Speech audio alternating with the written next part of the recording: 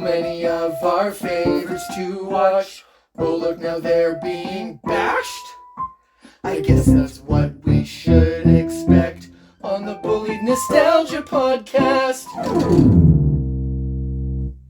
Hello, bullies and grouches.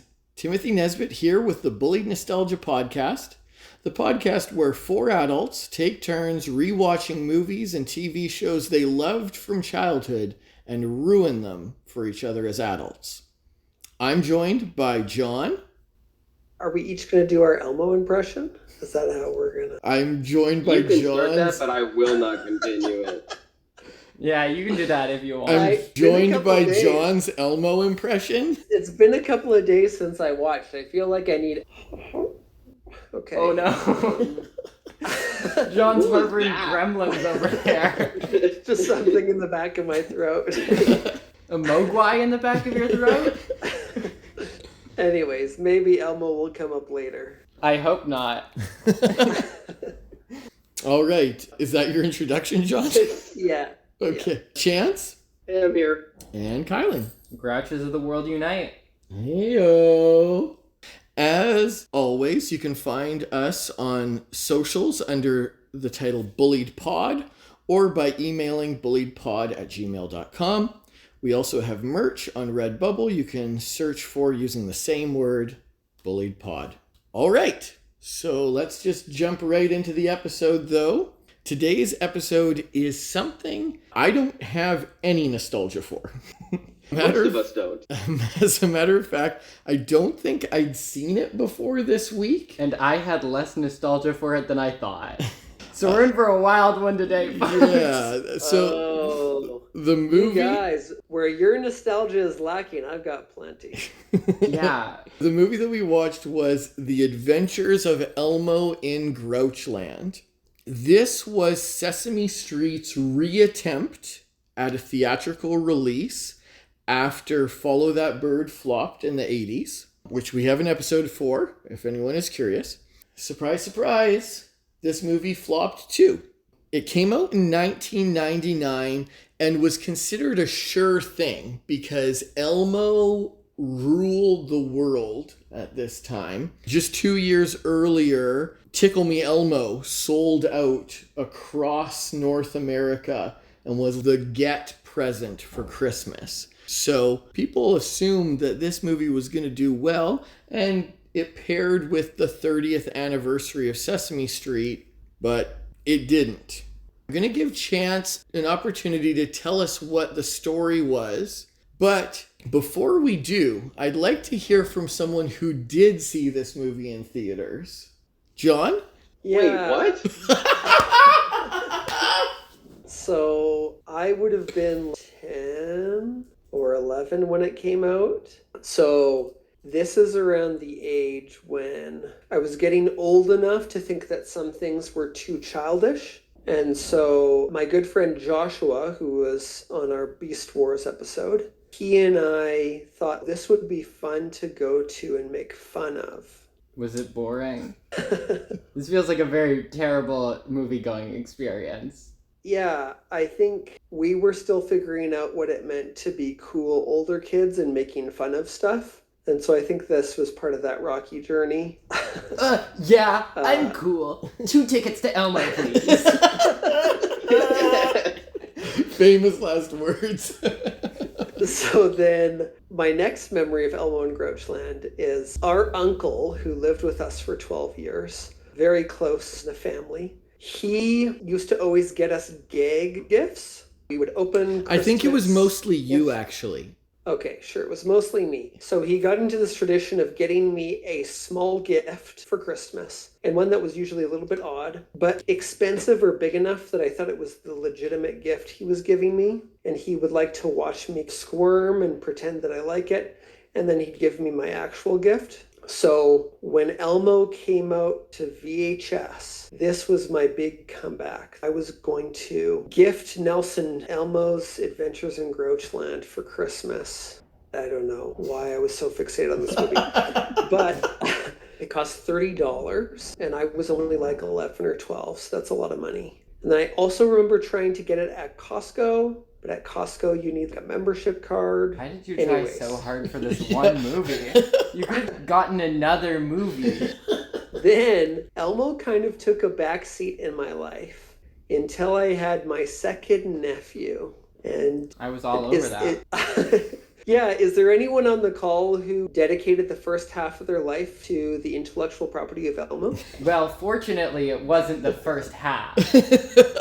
We're getting down to the nitty gritty. It was the second half.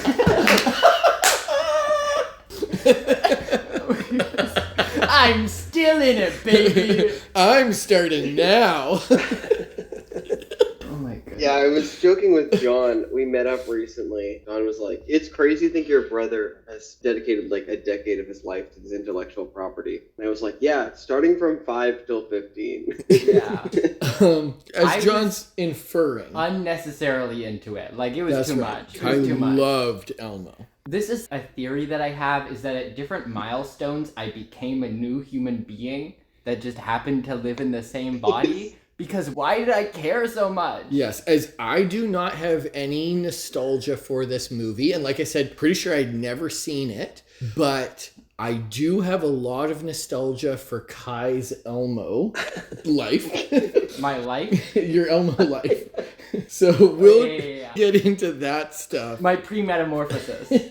Before we do, though, chance for people who, like me, do not know what this movie is. Do you want to share it with us? And to add on to that, Chance, don't assume that people know what Sesame Street or Elmo is. Assume that people know what Elmo is, I think. I think that's okay. In 1950, new legislation was made to allow for monsters to own real estate. I thought that you were going to go After into this- some Sesame Street lore that you just had on lock, but no. No, he's talking about the establishment of Grouchland, USA. Oh, yeah. Okay. Yeah, so Elmo in this movie is portrayed to have his favorite item in the world be a blanket. He gets into a mishap with Zoe, another monster, and his blanket is lost in Grouchland, which appears to just be a very trash-filled town full of creatures just like Oscar the Grouch. Elmo is quickly interrupted by a man named Huxley, who's very selfish and steals Elmo's blanket. After then, Elmo goes on a quest to get his blanket back from the vicious Huxley, while his friends chase after him to both help him retrieve his blanket and get him home. Good job, Chance. Yes, Huxley in this movie is played by Mandy Patinkin, and this, of course, is his most iconic role. No, just kidding. He, of course, played Inigo Montoya in The Princess Bride, and it is Amazing. so weird You did it with about the same caliber. to see how far he fell. How It hurts dare my you? soul. Did you recognize him immediately, or is it one of those things where now that I've said it, you're like, oh no, that's the real life? Oh no. I actually know the actor more so from the Criminal Minds TV show. But yes. It is very sad seeing him in this. I will give him credit. He's given it all he's got, which I appreciate very much. It is a waste of his talents. Yeah. Like, he does a song in this movie. It's like, I Make It Mine or something like that. It's a terrible song. Oh, But yeah, there it's is not very good. one part in the bridge where he does a very old crooners style section. At the beginning of the song, I'm like, this is the worst song ever. And then it gets to that, I'm like, oh my gosh, do I like this song? Yeah, And then it no, went back to normal. I'm like, no, I hate this that song did trip me up because I kept going like, oh, okay. Oh, no. Oh, okay. Oh, no. Yeah. I was thinking about the songs, and I maybe even said something to Kev when we were watching, is Land Before Time's Garbage has really lowered my bar for what I find enjoyable in these movies. And yeah, it's better than most of their songs. Has the best song that we've heard on this podcast, Run Around, Is that true? No, it's... Are you talking about in A Land Before Time movie or in any of these movies? In any movie. Which what movies have No, we did like Quest for Camelot. Okay. Yeah. We've had a number of very good songs. Think back that far. Who do you take me Yeah, Celine Dion sang that song when they were running on the hogs. Yeah. Yes, we have had a number of very good songs, but we've also had a number of very bad songs. I'm a triceratops, save some water. Let's talk about Grouchland. Elmo chases his blankie through the beginning 5 minutes of the Mario movie. Yeah. And they end up in different parts of the Koopa Kingdom. And I forgot how close it is. There's a section where he's like spinning through the vortex and he's holding onto the blanket and then it lets go and they go off in different paths. Yeah, it does feel exactly like the Mario movie. Yeah. But Elmo lands in Grouchland. This is our second Sesame Street movie for this podcast. We did Follow That Bird. And in Follow That Bird, I said several times my absolute favorite things about the movie were Oscar the Grouch and Maria. I would say that those are still my favorite things about this movie too. Oscar's not in it very much, neither is Maria, although she just randomly shows up in Grouchland, which is funny. But it is the Grouches, it's this Grouch world. I really like it. They've got this weird backwards nature. It's kind of like Bizarro World, where they have like a car mess where you drive your car through and they throw banana peels and mud on it and stuff. They have this sense of humor that's super cynical. At one point, they hand Elmo flowers just to cut the heads off of them. I'm like, okay. That was genuinely a really good joke. I really like that. The Grouches are still my favorite, but for a movie that's called Adventures in Grouchland, he's only in Grouchland for like 5 minutes. Technically, the whole area is Grouchland. I don't know about that. That's why there's the Garbage Queen. That's why there's a grouchy giant chicken. That's why there's vegetables in the ground. The whole movie's a hero's journey of Elmo going from trial to trial. But I think you're right, Tim. Grouchland is one of like 8 set pieces. There's not a ton that happens there. I also have a problem with the fact that Grouchland is such an interesting concept, but I feel like they take it in a direction I wasn't happy with. Like, I think a really good example is, do you guys remember Nowhere from Guardians of the Galaxy? Yep, the skull of Nowhere the Celestial. is essentially a big pile of trash that people have learned how to live in. And it's so interesting to see all the different cultures of things that are mashed together to create their own culture and all this stuff. But Grouchland is just, look, we put 3 trash bags in a trash can. Isn't that grouchy? I will say, the thing that I praise the Hempson Company so much for is their set dressing. And I think that that continues to be a good thing. Looking at these buildings and these towns, it's like random signs have Grouch text and stuff that if you looked really close, you would notice, but you wouldn't pay attention to. And I just really like that. I agree with that. But I think the best example are the garbage puppets, the ones that are animated garbage. Those guys are just so fun to look at. I want to look at all the detail. Then you look at where they live and it's literally just a trash pile. There's nothing going on there. What Chance is talking about is at one point in Elmo's hero's journey, he gets tricked to go see the Trash Queen. And she's got 2 of these stenchmen, as they're called. Yeah, she's played by Vanessa Williams, and essentially 2 of the Muppets are piles of garbage. And I do agree, Chance, their design is very cool. I don't think their personalities are interesting to me like Grouch's are. I guess I am really cynical as an adult because the Grouches are by far my favorite part of Sesame Street now. And I prefer Bert over Ernie. I really feel like I'm seeing the wrong side of Sesame Street. My goodness, wait a second. Oh my goodness, Bert! They ruined him! I laughed so hard at. Wait, what? And it comes from Bert, where Ernie's like, who would ever want to watch a movie with a sad ending? And it's just silence. Titanic. What? Titanic. Gone with the Wind? That made me laugh so hard, unironically. Yeah. You're so clever. Yeah, they did otherwise ruin his characterization, though. He's kind of become pathetic, unfortunately. He was a coward throughout. Yeah. But anyways, what I was about to say about your cynical point of view is I think that's intentional from the point of Sesame Street. They're supposed to show you that it's okay to not always be cheery and bright. You can like things that other people don't like, and you don't need to have people telling you what is good and what isn't good. You aren't supposed to dislike Bert. Yeah. John, what brought back memories for you in this movie? I don't have any memories other than it was a poor choice to go to it in theaters. What do you mean, John? That's how you get cool. How many people did you brag to? Just like flashing my ticket down the hall. Yeah. For people who don't know, and this is something very cute that John did, for many years he held on to every movie ticket he got. Was this in that time frame? Probably. Did you hold on to this? I've since thrown out my movie tickets. But did you at the time? I can't remember. So John would write on the back of the movie ticket who he went to see the movie with.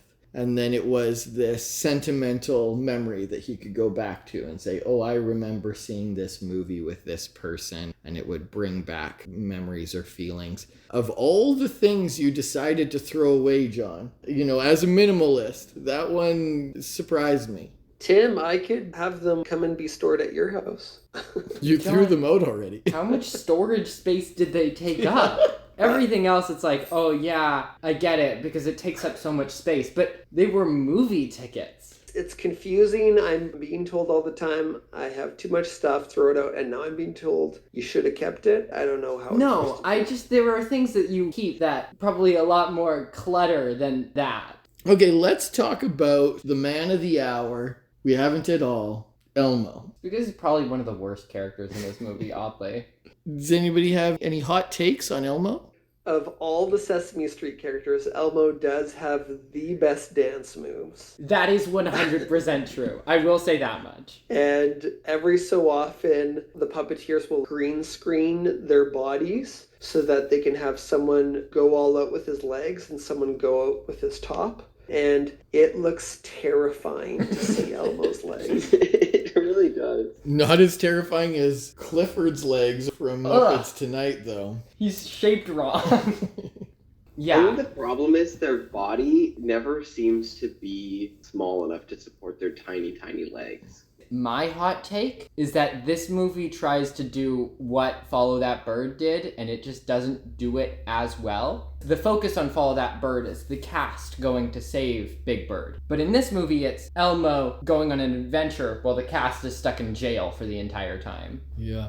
John, you really disliked your Follow That Bird experience last year. This felt like it would be way worse for you. You had some experience with this one. Did that make it better? Or what was your take on this one? I feel like they're similar concepts for movies, but the amount of energy and excitement is different. I feel like Follow That Bird, because the protagonist is Big Bird's like, oh, hi there, I'm like this. Whereas Elmo's like, I'm a like this kind of thing. No, keep on going. I need to hear Elmo. That's too much for my throat. That's pretty good. I just hear Biskin Corden screaming because the mic cuts out every time you start talking. Anyways, Elmo goes on this hero's journey with high stakes of like a giant chicken picking him up and trying to eat him, random big flashy things. Whereas Follow That Bird is like, what if Big Bird just got lost and confused and walked into some kids that are water painting and then went and learned about cornstalk and then got kidnapped and stuck in a life of servitude by poachers. What if he had an easygoing What day? if Big Bird got lost? What if he went for a big walk? Sure, when they were trying to free him from the carnival at the end, there was some high stakes. But other than that, it was a snooze fest. This movie was a lot harder to fall asleep to. I guess.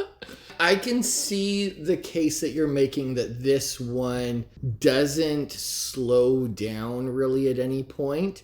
And I know I have personal bias, but I consider Follow That Bird to be a considerably better movie than this. Yeah, it's fair. I would agree. I don't know what you guys are on. You like this movie? Determined. I can't tell which one's worse. Okay, Chance. I just start the film and then I'm awash with Muppets. Chance, imagine any song from this movie. Can you tell me any lyrics? Change of perspective. Can you tell me how the tune went? Now, at least you have legs. Now, in comparison, every song in Follow That Bird has a unique vibe to it that's pretty good. The music is better, it's true. Yeah. I mean, to be fair, some of the songs in this movie have a unique vibe, but it's not a good... I'll tell you what. Follow That Bird didn't have me blowing raspberries at the screen. My goodness. I feel so uncomfortable. So it's in my notes. For the listeners, this movie, it really uses audience participation. So regularly, Ernie and Bert will stop in and talk to the audience. Sometimes Elmo will ask for the audience participation and help. So when Elmo is trapped, stuck, I'm not even sure what the negative connotation would be, but Were they gonna kill him? What were they gonna do? When he's about to be murdered by Vanessa Williams' character, she asks for proof that he is nothing like Huxley, and the way she demands it is for him to do 100 raspberries. No. She says, I need you to give me something. That's something Huxley would never do. And I was like, oh, okay. Emma was like, oh, what do I have to give you? And she asks for 100 raspberries in 30 seconds. And then Elmo asks for help from the audience so everyone can do sounds together. And it is so strange. Somebody needs to get fired. You cannot put that in a children's show. That should be illegal.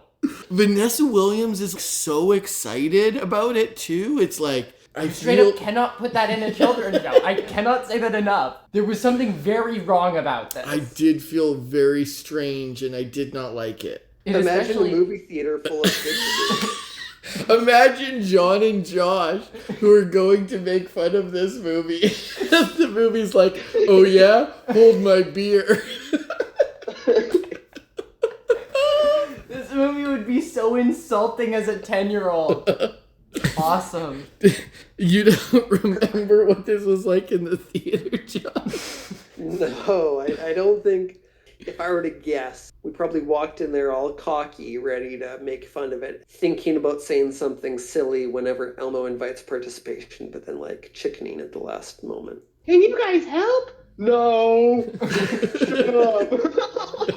I did that for way too long, I'm not gonna lie. I remember doing that to Dora whenever I would walk past. You'd make fun of Dora asking for your help? Well, no, I don't know if it was specifically Dora, but when I was 10, when a movie or a TV show would ask for participation, I'd be like, no!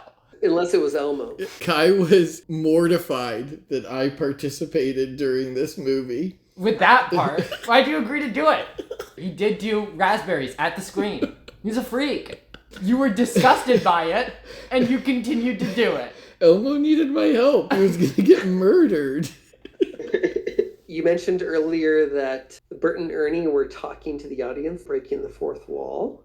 What I was reading about in trivia was that during early screenings, the little viewers were actually really scared of Huxley, and they were actually genuinely concerned for Elmo's well-being. And so Ernie and Bert, their part was added after the fact. To tell kids that it would be okay. To reassure the audience that so Elmo was going to be okay. It did feel super out of place. Yeah. So that makes sense. That was Kai's biggest complaint. He was just like, why do they keep coming here? And Bert's acting like such a coward. Just let the movie happen. It was every time a scary prop got added onto the screen, like the chicken. Interesting. Yeah. As far as puppets are concerned, I did really like Huxley's bugs. I thought You mean his eyebrows? Yeah. I thought This movie sucks. So Huxley has an army of these little fuzzy guys, but Huxley also has these giant bushy eyebrows. And one of the lines that one of the bugs says is when it's like, oh, his eyebrows or something. And one of the other ones is like, no, that's my niece and nephew. Yeah, his eyebrows are bugs, I guess. And that has implications, because all of the Grouches have those same eyebrows. I was Two bugs to your face. confused about Grouches having noses, because I thought that was what separated them from being monsters. Oh, you thought they lived in Well, they are Grouchland not monsters. because they liked each other, but because of racism? They were segregated to their own town for being noseless? Oscar the Grouch, that's his species. It's like saying Oscar the giraffe. Grouch is a subspecies of monster. I don't think so. Is Big Bird a monster? No, he doesn't have a He's nose a bird. either. You're telling me that noses are what makes things monsters? Look in the mirror, buddy. No! It has a really big nose. I was so wrong. He's a monster. We're not all dogs, we're monsters. All dogs are monsters. No, that's like a common thing in Sesame Street is they refer to a certain subset of Muppets as monsters. And Oscar the Grouch is not a monster. But they go down into Grouchland and everyone has the bushy eyebrows, but some of them have noses, which flies in the face of everything I thought I knew about the Grouch There population. are a few historical Grouches that did have noses. But while we're talking about Grouchland, obviously I have questions about the fact that they keep referring to it as Grouchland, USA, because that implies that it's somewhere in the United States of America. Yeah, this isn't a portal to another dimension. This is a portal to West LA. Yeah, I really like the fact that it's just like Kansas, the dimensional portal to Kansas. There are garbage cans everywhere, and they put trash in those garbage cans in Grouchland. But the whole way we got to Grouchland is Elmo took a portal that was inside of Oscar the Grouch's garbage can. So where do the garbage cans in Grouchland take you? Is this like an Inception thing? You go deeper and deeper. What's grouchier than Grouch? No, because Grouches put their own stuff in garbage cans. Satan. It's not like Grouches are collecting nice things and putting them in their garbage cans because they're sitting in them. There's one guy who's sitting in it. So it's not like it's going to be good No. things. If you're a Grouch, what's the one thing you put in your garbage? Why Is would you flower sit? heads that you just cut off. You just stole from someone you gave a flower to. No, but there's the Grouch Yeah. who's sitting in a garbage can in this movie, just like Oscar would. It's his house. He clearly hoards his own garbage wealth in there, not nice things. It's got to just be like a hoarder realm. John, as the Elmo connoisseur. Yeah, as somebody who's watched this movie before. I'll have you know that I had a little bit more extra free time, so I did learn a lot about Elmo. I watched an Elmo documentary. I have mixed memories about this movie. I don't remember the second half. I remember the first half of this movie perfectly fine. But then we get to the second half and I don't remember anything. Did I see the full movie? I remember seeing a Grouchland book. I remember reading that book. But I also remember having knowledge of it before reading the book. Also, is there a world where I just saw trailers of this movie? Because I distinctly remembered a scene that wasn't in this movie. And I get the feeling that I may have just had trailers of this movie interlaced with other Elmo content. John, did you watch this movie by yourself? Emily fell asleep. Oh, even just now. Sorry, I thought you meant like he went back to the theater and watched it again. No, we already know he did. He didn't feel like he participated enough with the raspberries the first I time. wonder how much like the Minecraft movie experience it would be. Did neither of you participate during this movie? Am I the only one? Oh no. Absolutely. I woke up Emily to blow raspberries.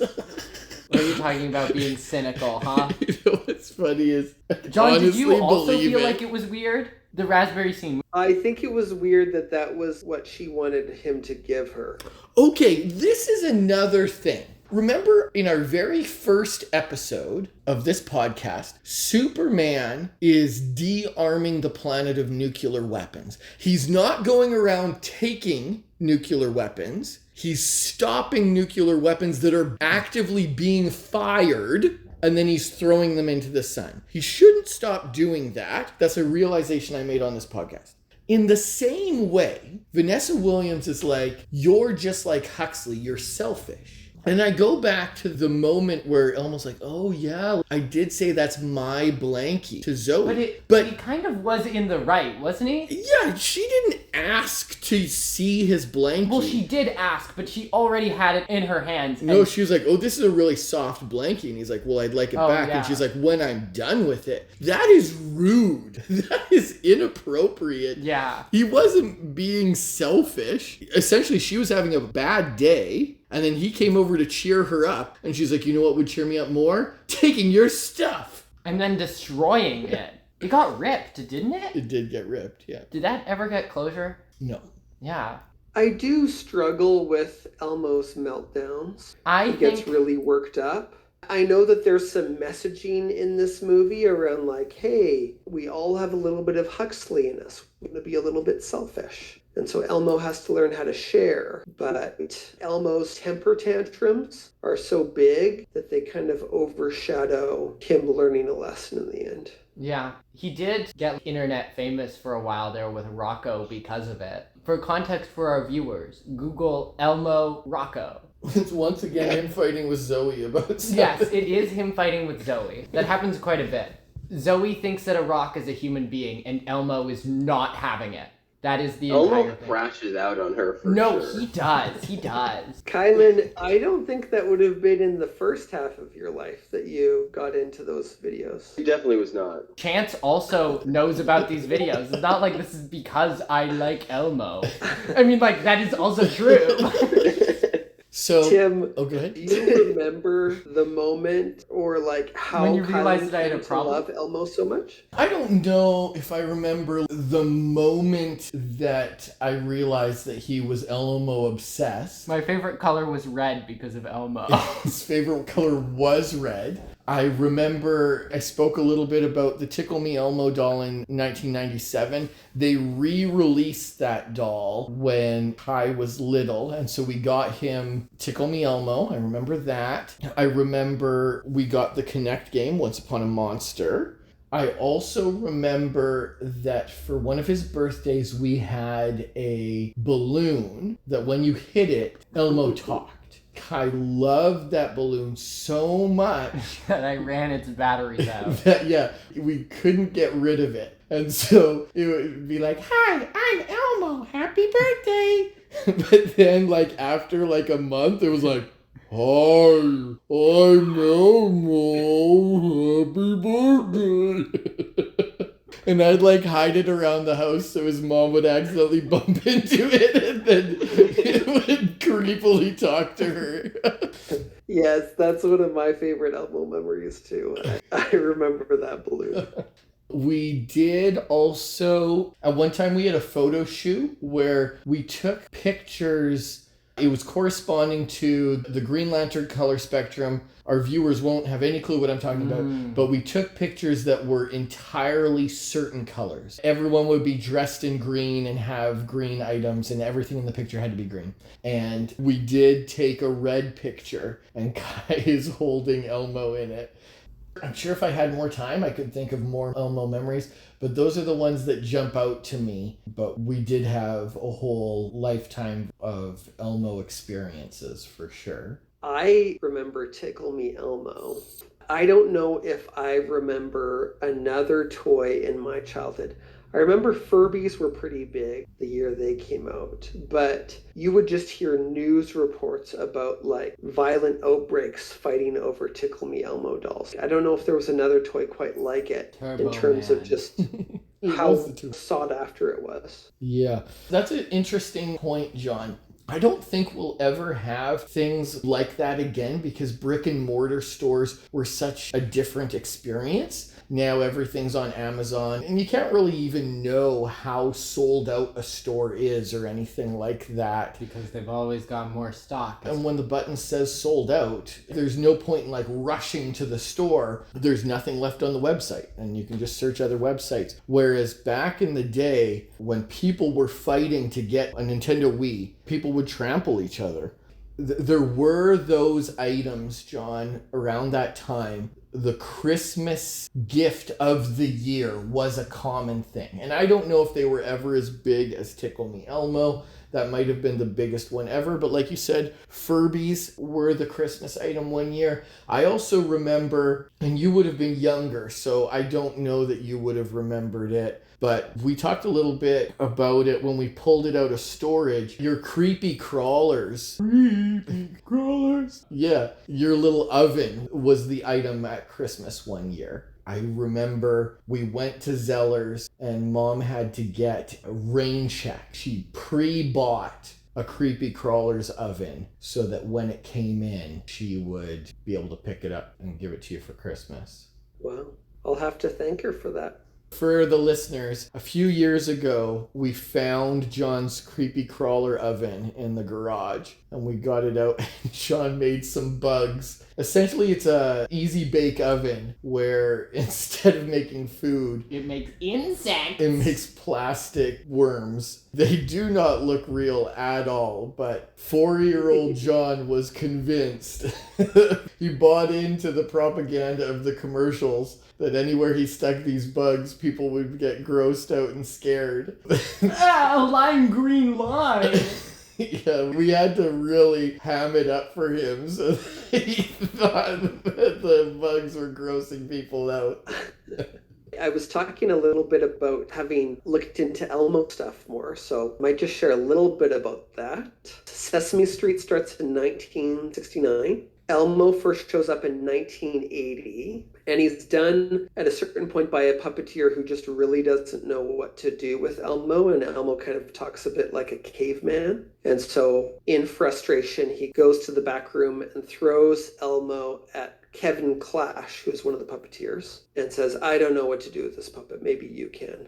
And so then Kevin Clash went home and thought about it and decided that Elmo would be based on concept of love, that he would just be very huggy and kissy. Anyways, yeah, I got to watch Being Elmo, A Puppeteer's Journey, which is just kind of the life of Kevin Clash up until 2011. It was kind of cool to watch more behind the scenes stuff with Jim Henson's company and what it looks like to have a life and a career as a puppeteer. It was funny, he commented on Tickle Me Elmo. He's like, Elmo wouldn't say that. Elmo doesn't say I or me. He always refers to himself in the third person and just be called Tickle Elmo. But it was kind of neat to see him mentor other puppeteers. He would be Elmo from 1984 to 2012, and then he would leave after some alleged scandal stuff.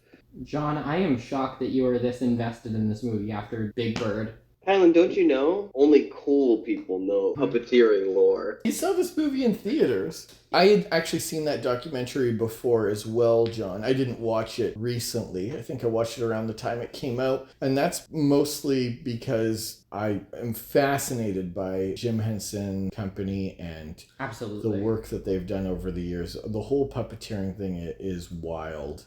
They managed to emote, put so much character through the felt. I was just reminded, even watching it, how many languages Sesame Street is filmed in. Oh yeah, absolutely. It's wild. Like, he was going over and he was teaching the French Sesame Street people how to puppet. It's not just dubbed. Yeah, well, we talked about this during Follow That Bird. There are thousands of episodes in each language. And as you mentioned, John, they're not a redub. There's different Muppets for different regions, for different languages. One Piece wishes. One Piece, actually, the creator said, I'm not going to spoil it for you guys, but he said in the final chapter, there will be a pirate with an eye patch. And in the brand new manga, there's a new character with an eye patch. So this is a big deal. Guys, it means that the story is finally coming to a close. This is so big for us people who are invested in One Piece. Do you guys know what this means?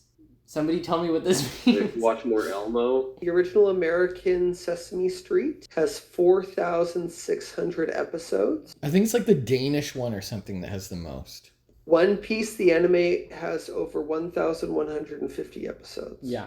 Oh, when we were talking about Sesame Street last time, we discussed that HBO was dropping it and that the season would be over. And it sounds like Netflix has picked up Sesame Street. Okay, let's hop over to closing comments. John, what have you not said about this movie? I found the looking into Elmo stuff far more fascinating than the movie itself. So my overall experience of then looking into puppeteering stuff and learning about it was nice. But the actual movie itself, I wouldn't recommend to watch to make fun of or to watch to be in a podcast episode. You're like, I've tried it more than once. Not worth it either, Doug. Yes. I remember whispering to Josh in the theater, one day I'm going to make an episode of a podcast where I'm going to make fun of this. For And he's real like, this time. what's a podcast in 1999? Yes, I completely agree. There's shows that we watch that are ripe for making fun of. There's shows that we watch that are meant for a certain target demographic. This is none of them. Yeah, like even Land Before Time is for a very young subset of children. And if you hate yourself enough, you can make good content out of that. This is just, if you're not a preschooler, there's not much here. I agree. I'm obsessed with Jim Henson. I think the Muppets are amazing. This is a great excuse to look into other Muppet stuff, but I would not recommend this movie to anyone, and I will never watch it again. Chance. It's funny because sometimes I'll watch kid shows. I have several younger siblings, son, and people say the best kid shows are the ones that have something for the adults as well. A really great example is Bluey. Bluey has very interesting conversations, allows the adults to be entertained. And I agree with that, but sometimes I feel like then people give it an excuse to also be bad. You guys, the movie, yeah, it's for kids, but Bert says a funny line that's just for adults. And like, yeah, the movie still sucks though, you know? You can make something for kids that's also good. Phineas and Ferb was widely acclaimed. I don't know, this is looking pretty low. I think this might be a 1. Do you guys know what I gave Big Bird? I think you said 5? Yeah. I think you gave it like Shut a up. 6. I think it broke your scale. It was crazy. I think you said something like Spider-Man Enter the Spider-Verse was 6 before you saw that movie, but since there could only be 1 6... No, 2 Descendants. You Follow That Bird knocked it out of that slot, something like that? Well, I guess I'll take your word for it. Thank you, Chance. Thank you, Chance. He's in his Big Bird era. I'm in my Elmo era. All right, Crazy. Kai. My phone died while I was trying to find the Sesame Street show. I think it is Sesame Street from the Netherlands. Okay. Sesame Straat. This This movie is not good. I don't even know if I've ever seen it before, which makes my role in this podcast very weird. But it is Sesame Street, and I do have to give him props for the props. I think it does really fail at being something of substance. It could have been for a wider audience, but there is literally one joke that adult audiences would get and children wouldn't. So That's an interesting point. this is not the kind of movie that an adult would want to watch with their kid. This felt like a longer episode of Sesame Street, whereas Follow That Bird does not feel like an episode of Sesame Street, for better or for worse. As John said, that's much slower and kids would probably get bored. In Sesame Street, it's like, keep things moving. This does feel like that. Anyways, yeah, I would make there be something behind this movie at least, because it is for teeny tiny babies. Okay, well, And for people who like chickens. That's true. There is a big I can't chicken. believe we went through this whole episode and we didn't talk about the giant chicken. Or we didn't talk about Huxley at all. We said that he was selfish one time. We didn't even mention that one named Grouch. Did anybody? Grizzly? Grizzly? Grizzly? Yeah, that's her name. yeah, she had freckles. Okay, anyways, closing. Yeah, another one's in the can. We're inching closer to our 50th episode, so that's right around the corner. Our next episode is about, I don't know. Good luck with that one. If you're Watch a movies. listener who's excited to watch along with us, Because there is one of you. We're pretty sure. the whole point that we tell people what we're watching next episode was a recommendation that came from multiple listeners. 2? Yes, two. Okay. There might be 2 of you. One of you might have given up. It's true. 2 at the same time, though, so that's pretty interesting. Anyways, we typically say what the next episode is going to be about, but due to external factors, we've really had to shuffle around the episodes in the back half of this season. So we're just kind of figuring it out still. We'll let you know when we do. Does anybody have anything else to add? Is this podcast good when none of us have real nostalgia? John had a little bit of nostalgia, and I had a little bit of nostalgia. I like the part where Chance was shocked to hear that John had seen this in theaters. Yeah, that's good. The reason why I didn't have any nostalgia is because I watched that movie several times in the second half of my lifespan, not the first half. Yeah, I watched that I several just times. watched it yesterday, okay? I was like, do you want to watch this for the podcast? And you're like, again? I already watched it this Yeah, week. that's why I'm sick of it. Because I watched it 80 times this week. All right. Well, that's going to be me signing off. Look out for weirdos. Praise Beethoven. Grandma, It's thematic to say. Grandma, Grandma. I didn't really think about the fact that we actually dragged more grandma stuff into this season.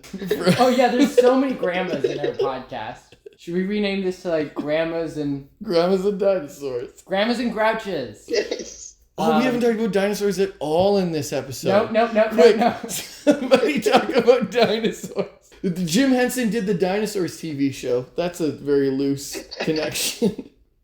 My name is Inigo Montoya. You killed my father. Prepare to... Dinosaur.